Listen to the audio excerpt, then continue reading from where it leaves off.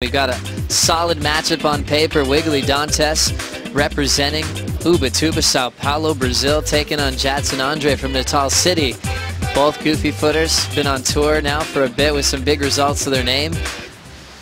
Absolutely rips in small conditions as well, Pete, as we had a couple of waves ridden during the break. This is Wiggolly's wave. Yeah, well, the backside attack from Wiggolly Dantas, and again, just all that water flying off his rails. Just a quick wave for him. And then again, right behind him, Jadson. You know, and this one looked like it was going to have a nice line, but then it shuts down on him, so he kicks out to keep priority. As we see again, a third wave here, caught behind once again, and Jadson, and then straight to Wiggolly Dantas, and he gets the corner. And this is a solid wave for Wiggolly. As you see, it steepens up on the inside here. That style that Wiggolly brings, tall and lanky. And for whatever reason, he angles that board, water flying off the rails to finish. Nice work there for Wiggolly Dantas, and he's got himself a solid score. Like to get upside down on the backhand, which I love. You can see here's an example of that type of surfing from Jadson. Jadson real quick, blitzing that section over the roof, fade and cut back.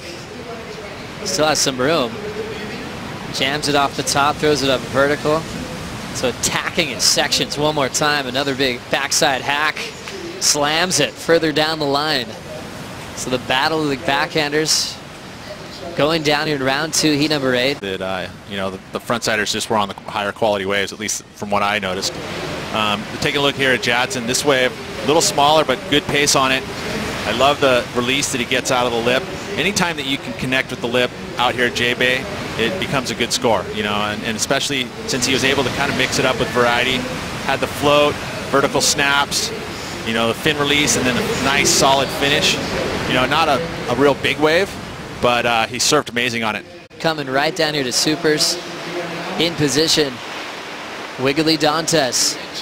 In just his second year on tour, has been a force to be reckoned with. Driving through that top turn, stretching out the bottom turn, great timing, easy pace and rhythm.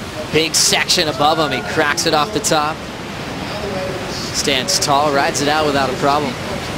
Nice work there from Wiggolly Dantas. I mean, obviously in the right spot at the right time, definitely during this heat. But I love that he was able to just be so patient. There was no chasing this one down. He was actually waiting for it. First section here, nice round carve. And to see he is patient off the bottom, sets it up right for the most vertical portion of that wave, and then gets a nice solid finish. Connection with the lip, so it had some variety there. Even though it was only 3 maneuvers, it's still going to be a solid score. We saw Wiggolly trying to, you know, almost like ride the wave on his belly before it, down the point a little more to get into positioning, but out the back right now, look at Wiggolly off the bottom, right up into the bowl, spray everywhere, looking like he's going to try and find the down the line speed for a big turn on the inside. Let's see what he's got. Bang, right there, perfect timing, spray everywhere, and he's going to try and get something else done on the inside as he flows through. Boom, another sweep right there, so perfect with timing, smashes away again, just really having fun out here, pace and really looking good. As we take another look. Yeah, this one I think to me feels like there was a point or two left out here. You know, right here he had to chase it down. Would have been nice to see maybe a floater and then sets up this turn, but that one was hooking. That was with speed, very committed, but again he had to chase it down through the midsection here. And anytime you're kind of doing that, the judges will take note. Although he did have that nice finish, but I feel like it's probably going to be in the similar range to his waves that he had, the 2 and 3. So don't see a huge margin here, but take a look. I mean, this one got steep too in the very beginning, but again right here, just wasn't able to get up on the top of the lip. Would have been nice to be maybe a floater.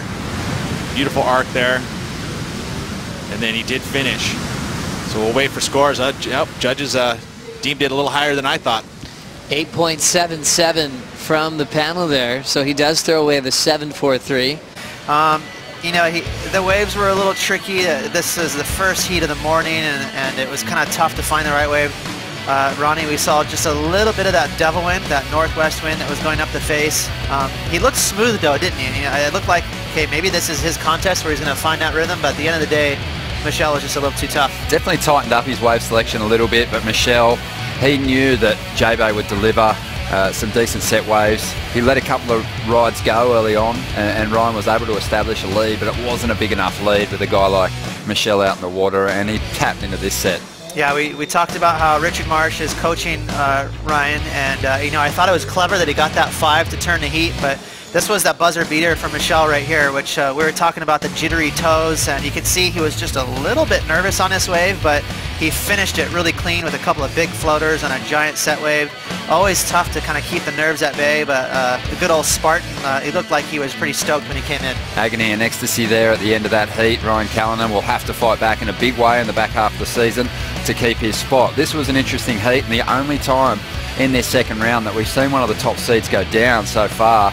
But you picked it earlier, Alejo. He's got a great track record here at J-Bay, and you felt that he was the favourite going into that matchup.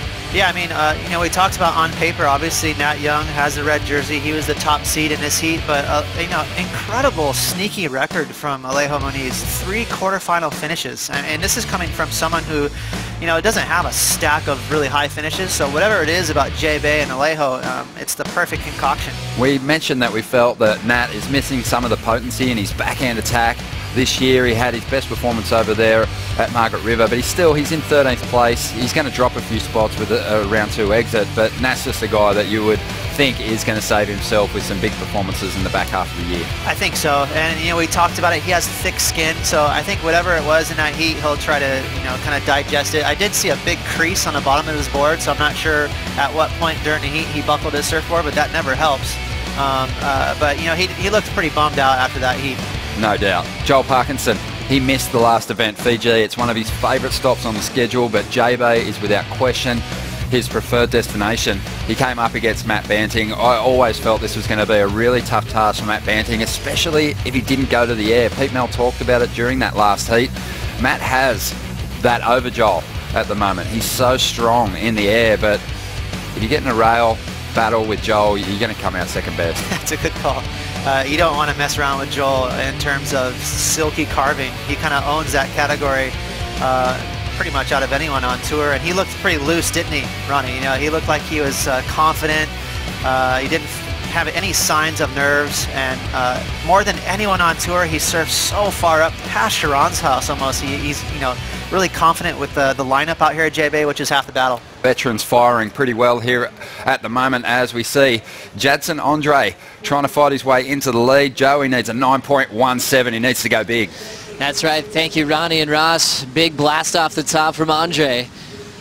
Keeping that flow down the line. Rooftop float.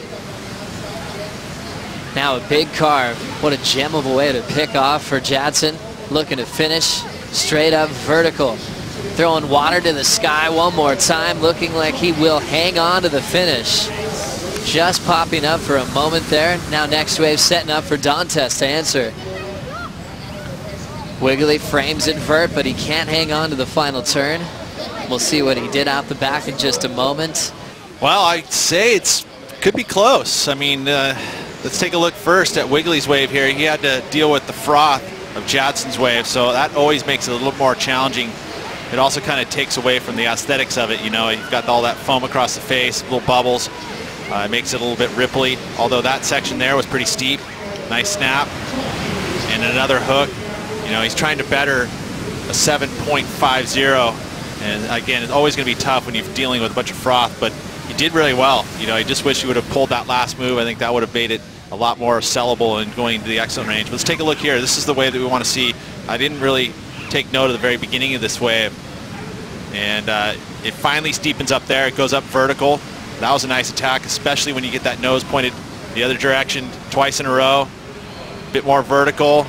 I like how he packed the turns in, and he finishes really strong down here at the end. Big deep bottom turns. Nice vertical attack for the finish, and that time gets a little loose, disappears, little dramatics, and shows his face at the end there. 9.17. They think so. Rosie's down there for the reactions. What do they think downstairs, Ro? Yeah, that's true. I mean, I think we're just waiting for the score to drop in, but you do see Alejo and Italo keeping a close eye on what happens here. Dantas trying to manage this lineup with priority and the lead.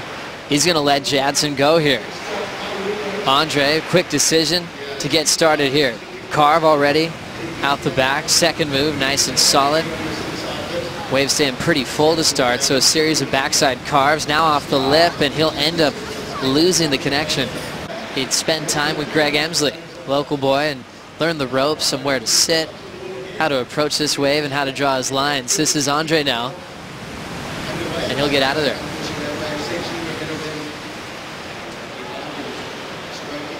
More waves on the way. Wiggolly took a long look at that one. He's been famous for showing a lot of spray off the roof. Andre needs to answer. Big vertical whip, onto the lip hack. And now looking to trim it with a backhand float. He created some space. A little late on the finish, and he's down. Exchange. That was mental. Let's take a look at this one. It was nice and steep off the get-go. It had a bit of a double up, nice little hook snap. And then look here, bang, and that was a steep section. Gets around it again, floats it, drift over the top of that section, and then hammers it for the final move. Yeah, he loved it.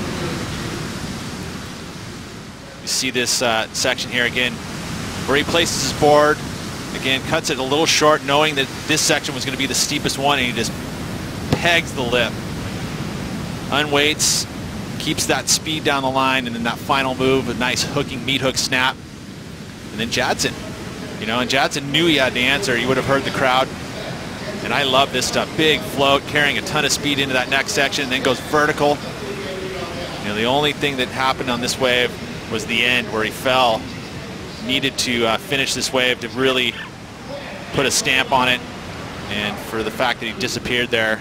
Wiggolly has got the, you know, he's winning the heat right now, but it's definitely a great battle. These guys are going at it, just smashing away as hard as they can.